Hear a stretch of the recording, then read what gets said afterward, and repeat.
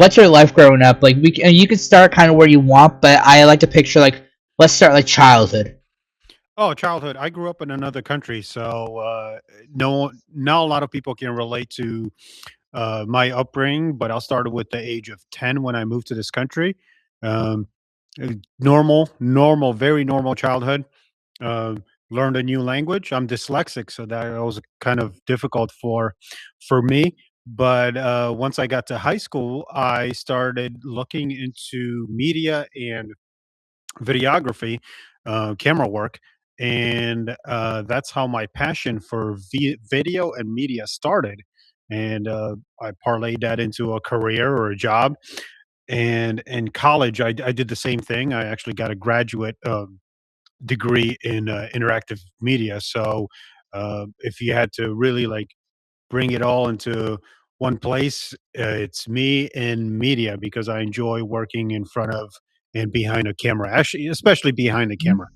Is America like your main home, or like where did you Yes, grow? yeah, Like yeah. where did you like? Where you born? I grew up in Poland the first few years up to age 9, but the last 36 years it's been in the United States. So I consider this home. And this is like the main, like where you are currently. That's where you Yep, spent the majority of your life. that is correct. Have you ever gone back to that, or do you remember any parts of it? Oh yeah, I still go back. I went back there this past summer with my family. I still keep in touch with my cousins and family members and friends. So yeah, it's always part of me. I always say I have two heartbeats: one Polish, one American. And yeah, I'll never say I'm not Polish because that's where I grew up, and part of Mm. my identity is from that area. Do you speak it? Yeah, I speak it. As I try to speak it. I can get by. Last summer when I went to Poland, I did quite well with my language, so that wasn't an issue. I can definitely have a conversation and have a thought provoking conversation with anyone. Speaking of like you mentioned your parents, like what were your folks like? Well, my dad passed away a couple years ago. My stepdad, my mom, she's typical Polish mom. She likes to cook and bake and is very stubborn. And I'll leave it at Yeah. that. I don't think she wants to be identified in this podcast, but yeah, she's stubborn. No, I get it. But like, you don't have to like identify them. But like, what kind of relationship was it? Were they strict? Was it easygoing? Like, can you tell me about that? Well, to be honest with you, I had a lot of close friends early on, and I know this might sound weird and odd, but they kind of raised me. My especially my mom was very hardworking, so I didn't see her often. And my stepdad was a stepdad, not my real dad, but so there was limitations there. But I was raised a lot by my close friends and friends that are still close right now after 35 years. What do you mean they like raised you? Like, was it just like a close relationship? That's how. Yeah, yeah, close relationship. I saw the mistakes they made and learned from that. I made my own mistakes and they taught me not to do it. So we learned from each other because we were around the same age. So we did the dumb stuff. So it was really early age that you become Yeah, friends. It wasn't yep. like teenagers. No, it was early on, straight off the bat. I don't want you to like put them all out there, but like, how did you make friends with them? Like, what kind of was that? Oh, a lot of it was just pure accidents, circumstantial. Like you were at the right time at the right place and the conversation started, or you were in the classroom, same class, and you just very generic and stereotypical, but it worked for me. Like, was this like the 70s, 80s, No, this is 90s. 90s? Okay, so you're a 90s kid. Well, technically I was born in the 70s, but 90s is the most profound decade for me. I remember everything from early 90s, what kind of uh wardrobe we had, clothes we had, all the way to 99 where there was Woodstock and cell phones were kind of becoming more prevalent on the scene. So 90s had a major impact on my life. So that's when it was everything was the most brightest, practically. Yes, yes. 90s is that's one thing about the 90s. Very bright. Why do you think that was? I don't know, everything was just kind of laid back. So I think society as a whole was just throwing a lot of things at the wall and let's see what sticks. And it was quite vibrant. Economy is doing good. People had jobs and there weren't a lot of complaints. So, It was just colorful. I don't know if it really goes into the conversation, but I'm just curious. Like, why do you think people like I know I know style is always it's like a spectrum. People are always repeating Right, older right. things and stuff. But like, why do you think that is? Like, because you could definitely see like people with their clothes still today. Like they try to mimic like what was going on in the 80s, 70s. You know what I mean? Like the older days. Well, it's kind of like with cars. There's only so many shapes and styles you could do. You're kind of limited by aerodynamics and with cars. And same thing with clothes. After a while, it becomes predictable. You can't wear, even though some people try, you can't wear your pants backwards. But if if you do, that's going to be a fashion for a short amount of time, and then maybe 30 years later, someone will try that again. But it just goes in cycles. It's humanity, it's society. We just go in cycles. Kind of like going back to like your school years, like what kind of person, like, and just in general, like your life, like kind of growing up, like let's just aim at the teenage years from childhood to teenage, like what kind of person were you? Like, There was nothing special about me. I wasn't the smartest. I wasn't the class clown. I was just your average kid that got C's and B's. you don't think you fit into any of those like stereotypes? No, no, I didn't. I didn't. And actually, you'd be surprised how many people actually fall into that category. I'm not saying we're the majority, but so many people fall into that area where no one's stereotype but our own, and it works. It works for us. Was there a reason you were that way? You think? Yeah, I'm only 5'9", so sports was kind of out of the equation. I'm not the smartest apple on the tree, so honor society wasn't in my future. So and there's plenty of us that just fit into that mold, and we're still successful. I mean, just because you're not making millions of dollars doesn't mean you're not a success. Yeah. Then again, you were only like a teenager. You didn't Right, you were right, kind of limited to what you got. right, exactly. You said you had your average, even though you did have you did have friends. You kind of Yeah. had a little family that way. Did being average affect your high school years or college years in any way? Yeah, I was kind of a late bloomer, so I still remember my high school average was GPA was 2.3, which is not good. And then in college, I was 3.1, 3.2, and then in graduate school, I made the dean's list. I think I was 3.9 or 4. So it just took me a little bit longer, and that's what I'm trying to convey here. That sometimes it just takes you a little bit longer to succeed, and that was definitely me. I was always a few years behind, but once I got my footing in, I was doing quite well. What kind of subjects were you like? I'm really interested.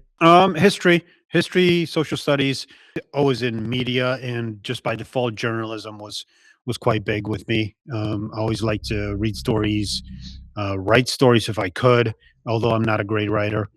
And yeah, So in that way, you kind of were like in that way at least you kind of were the like the book nerd. up to a certain point, I still like to enjoy my time. If I'll give you an example in college, if it meant studying for an exam on Saturday night versus going to a bar and having a beer with my friends, Yeah. I'll take the beer and the friends, and I'll say I'll study on Sunday. So my priorities were scattered all over. Do you still think you're like the average Joe, Oh yeah, or do you yeah, think you've oh yeah. adapted in any way? Like obviously No, everybody does, but what do you think? we adapt, and we kind of work our way up to a different level or a higher level, which I did. But yeah, the hand I was dealt with, I did the best I could. I failed quite often, and right now, looking back at it, I wouldn't change one thing.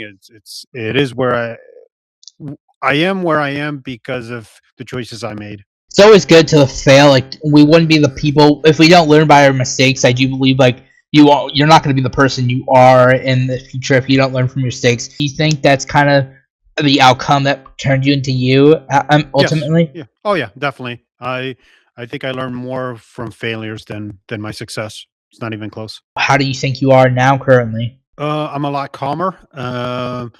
I I like to think from within, and I try to strip emotion out of major decisions, and that has led me to a successful life. one of the smartest thing I've ever heard is the moment you start postponing your instant gratification is the moment you start becoming successful and wealthy. And it's so true because anytime you have an urge to do something crazy or spend money fast, Mhm. then it's going to come back and bite you in the butt later on. Up here. Yeah, I understand that completely. Well, and like back in like it's been probably at least a year. We last time we talked was like January 2025, I believe. Yep. Like, and we were talking. That whole episode was just talking about your new podcast, or do you want to call it series? Like, what? How would you call Yeah, it? yeah. So I just finished up the second season because it's based on NFL football seasons. So I just do 5 episodes. I mean, 5 games every episode, based on spreads and gambling, which I don't recommend. Don't gamble, people. This is for entertainment purposes only. But the reason I do the podcast is just to prove to myself I can do it production wise. It's a one man show, so I do everything from writing all the way to editing, and I just want to prove to myself and others that I can pull this off. Correct me if I'm wrong. Is that your work studio, or is that your This is my work studio. to let run your thing there? Yep, yep, exactly. Are they just nice, or are they getting a cut of it or something? Just curious. No, I mean they said I was told early on if you utilize the equipment in any shape or form and don't make a profit, you're game. You could do it, and I'm not making a profit off my hobby. So I just enjoy using the equipment because I know it well. I actually do workshops and I teach people how to use the equipment. So for me, this is kind of easy. Do you think sports become a thing for you? Because obviously you obviously have to have like an enjoyment to it to like run a whole like series or whatever you want to call it. You know. Well, yeah, I was always fascinated with sports, typical male growing up in the '90s. But then I had access to this equipment, and I remember asking my best friend, I'm like, "Hey, what do you think I should do with this equipment?" And he kind of mentioned a podcast on sports, since you're good at it, and that's how it started 2.5 years ago, and it's going strong. I know you said like sports, but like what I'm just curious what kind of like what team. I'm not a big sports fan, so I can't really like relate or anything. But I'm just curious what kind of sports are you into like teams and whatnot. I try to stay away from teams. I enjoy the games themselves, and it's funny because I bet not heavily. I bet on football, but I rarely watch a game. What I do is after the game is over, I check the highlights, check the stats, injuries, and then I place a bet on the next week's game based on all that information. So remember I said take emotion out of it. I Yeah. take emotion out of watching a game because if I watch a game, I might get too emotional. I forget about the actual numbers that happen within that game. So I rarely watch a game. Actually, I watch highlights, do stats, crunch numbers, and then that's how I come up with my spreads. You're more on the analytical side of it. Correct. Why do you think that is? Yeah, or is it just go layered down to the emotion part? Taking the emotion out of it. I would get too emotional, and I would, for example, if a team loses by 1 point, but they played 10 times better than their opponent, I would just remember that 1 point victory versus how well they played the entire game and they just had a bad luck in the last minute. So that's why I separate emotion out of the entire process. I think you're still pretty new. We're both still kind of new in the world of like podcasting, I believe. But like, have you had any fans at this point? Oh yeah. One thing I found out is how mean people can be online. They Yeah. they leave nasty comments, which is fine. Actually, I enjoy all negative comments. I'll take a negative comment over a positive any time of the day because that means that they actually watched the video and wanted to write something instead of a positive comment. I get the vibe that someone just watched it for 3 seconds saying, nice job, click, keep going, or something like that. But if they wrote a negative comment and it's pertaining to that video and it proves that they watched it, I loved it. I loved it. I always respond to the negative comments. I always tell them, thank you for commenting. Thank you for watching. What about just the rage baiters? I haven't got too many of those. Part of the reason is I've been 50-50 on the game, so I haven't had a bad stretch where I was just horrible. So there were some games where I totally missed and I got called out saying, "Hey, you got this game wrong." But the following week I got it right the next game. So I was inconsistently consistent, if that makes sense. And that proved that I'm actually trying to do, my research and get these games right. I know you mentioned that like you're not really interested in going back to like your interview style podcast. You're kind of set on doing like you're kind of set on just sticking with the what you are now because it's working. Do you ever feel like you're gonna like adapt to some new topic, or like do you think you're gonna take a break with this? No, because okay, so right now I'm in the off season with my podcast. Yeah. February to September is my off season. Well, what's funny is 2 hours ago I was on a different podcast as a host. I mean, as a guest. I'm sorry, as a guest. So you're my second podcast today. So I've noticed that people have noticed my podcast and they reach out and ask for help as far as the production value of it. And then once in a while they'll just say, "Hey, by the way, once I get done set up with my podcast, can you be one of my first guests?" So I think that's how it started with us, you and I. So I have another podcast I think on Sunday in a couple of days. So that's kind of becoming the norm now. I'm becoming a guest on people's podcasts. I think they enjoy the fact that I talk well, and Mhm. the aesthetic aspect of it, the quality is a little bit better than your typical webcam and a USB microphone. So yeah, I enjoy. I just hope this keeps going. I love being a guest. If someone watches this and wants me to be a guest on there, as long as I know the topic, I'll do it. Yeah, I figure you like you kind of said in the like beginning about it, but just hey, why not? Maybe we could make this like a yearly thing. So I thought Right. maybe every year I'll hit you up just so we could talk, see what if there's any topic to be just you know what I mean. Yep. Exactly. And I stay true to my word. I really hope that you succeed and you keep doing this because what you're doing, and I think I said this before in another episode. If you have more than ten episodes in a podcast, you're in the top 10% of podcasters because most people quit Yeah. after about a couple episodes because they've noticed that no one's watching or no one's listening. But you got to plow right through. I treat it like a TV show basically. That's kind of Okay. what's yeah. But like you kind of talking as like on TV shows, I guess like not necessarily a TV show, but like you are into the film. You're as well Yeah. into making films and stuff.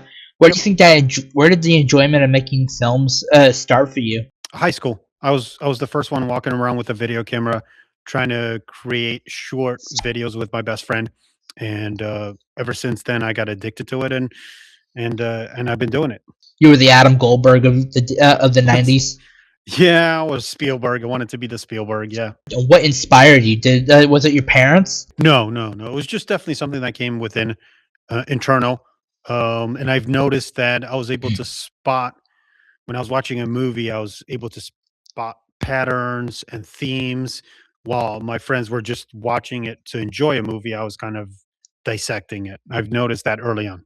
One thing my film teachers mentioned, I do think it's funny because that did start happening to me, was like when you're watching like a movie or a television show, after like you start studying it or like you learning the patterns, you can like see like, ah, crap, they didn't do something right up there, like, and you like even though you still enjoy the film for what it is, you kind of get the nitpicks and stuff. Did that happen to you ever? Because that Yeah. started to happen to me a little bit. Yep. Yep. You just explain it. What was your first project, if you remember any? Yeah, high school, my best friend and I, we did this little movie for a class, and we had an option to write a paper or do a movie, and we both did a movie, and it was so bad, it was good. The cameras were horrible. We didn't have microphones, so everything was just pure crap. But we enjoyed it so much, and that was like my junior or senior year in high school, and that's when it all started for me. Hell, half of my if you look at the very beginning, the ones I kept, like half of them are still really crappy. So that's the only way you learn, I feel. Yep, exactly. Yeah. That's why a lot of good directors say watch bad movies. Don't watch good movies, watch bad movies. Then you learn Yep. what not to do, but also how to improve. People who like make YouTube short films and stuff. That's like what I would encourage people to do. Just like because like that's kind of what you're saying. Like watch bad movies. I'm not saying they're bad, but like in the beginning Yeah, ones, they're yeah, pretty. yeah. We're on the same page. Yep, I totally agree. From what you told me, I look back in the very first like discussions, and you said like you did some short films, you worked on some commercials, and as we saw, you worked at a film studio along with the running two podcasts at this point. Like after high school, where do you think we should discuss like this? Oh, that's a difficult one. We're in the stage in media where no one really knows where we're heading because we hit a pivot here. Everyone keeps saying, streaming and YouTube. One thing that I would say is we're heading in a direction where anyone with a decent camera and a vision can create great content, and you don't have to beg someone to give you money. So in college, I kind of struggled a little bit because there was a minor recession going on in college, and even internships were difficult to come by. And then after college, I kind of tried to find myself, and I dabbled in a lot of projects, but they didn't stick that well. So I failed quite quite often after college for like the next 5 years. I would say I struggled quite a bit, but then it just kind of clicked. I'd say 15 years ago for me, where I had a vision and I knew how to dedicate my passion and effort into this craft, and I was able to pull off a lot of quick and um, quick projects that found an audience. And before I knew it, people were texting, calling me, saying, "Hey, can you work on so and so with me, and can you help me out?" So I kind of became the guy in demand. You think connections is like where it's Yes. really at, or like Oh what yeah. do you think Oh is yeah. like Oh yeah. Don't burn bridges. Don't burn bridges. Even if you have a bad day, don't go off at one of your coworkers or one of the interns. Just put a smile on your face and just suck it up and do it. Both ways. Interns, same thing. I'll give advice to interns. You're gonna have crappy days. Just suck it up. Um, I mean, there's obviously there's a line where you can't cross, but for the most part, everyone's just trying to succeed and get to the same goal. So just do your best and put your head down for a little bit. something I thought about that like what you mentioning like the way media is turning out today. TikTok and like that's kind of the new standard. Like people just don't with AI. I don't think AI is really the main thing, but like where I am, studios I don't think are really trying as hard these days. With the way that's going, do you think we're not gonna have as good quality 10 years? Because that's kind of how it's going already. Right, it's gonna lack depth. That's the one word I'm gonna say, depth. Like you'll notice that AI content will is just enough to get you by, to skim by. It's like reading a Cliff Note version of a novel just to get you enough information and content. But you still need human beings to create real thought provoking content.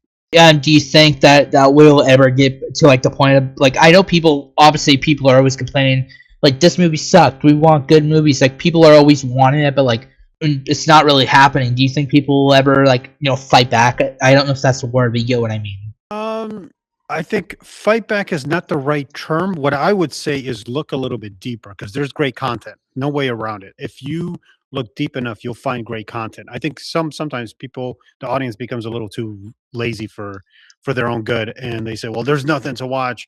Well, because you have 500 things to choose from, and you're oversaturated with bad crap. But at the end of the day, even if 10% of that content is phenomenal, that's still 50 movies or 50 Yeah. shows, and you don't have enough time to watch those, so stop complaining. Kind of like going on like you're probably pretty busy with stuff. You've been on with work or like your own stuff. So should we expect to see anything from you? No, I'm gonna take it easy. I'm in the Northeast right now, so I'm expecting a snowstorm soon. It's very cold here, and I'm gonna take it easy for this winter slash spring. But I've been asked to help out with a documentary. I'm not gonna. It's early stages. I might tag along with the documentary, but I'm gonna take it easy. A lot of my schedule is based off my daughter, who's 7 years old. So there's a winter break coming up, and we're No, heading to Disney. So a lot of my schedule is based and predicated on what she wants to do. oh, you're not you haven't done winter break. I just got done with that maybe like 2 weeks ago. Yeah, this one starts in February, like mid February. We were talking about like you were kind of talking about podcasts and like quality and whatnot. I've talked to multiple people about this and like people in the podcast community and like they said like we've all kind of agreed like people won't really take you seriously necessarily if like you're not the next Joe Rogan or like you're not on like this big rich podcasting like or TV show or whatever you want to call it. Like with you having a wife and kid, does she and the others in your life think it's like this is a waste of time or how do they feel about this all? Well, my kid thinks it's awesome. She wants to be on camera. Oh, My wife thinks it's just a hobby, which I totally understand. But going back to the Joe Rogan thing, there's Coke and there's Pepsi. There's two companies that can succeed. Just because Joe Rogan has succeeded doesn't mean I can't or you can't. There's enough slices on the in the pie to have a meal, and like you can't just look at the top 1% and say, well, I don't know if I can get there. You don't have to. Being top 10% is enough. Be content with that. That doesn't mean stop working, but yeah, there's room for you.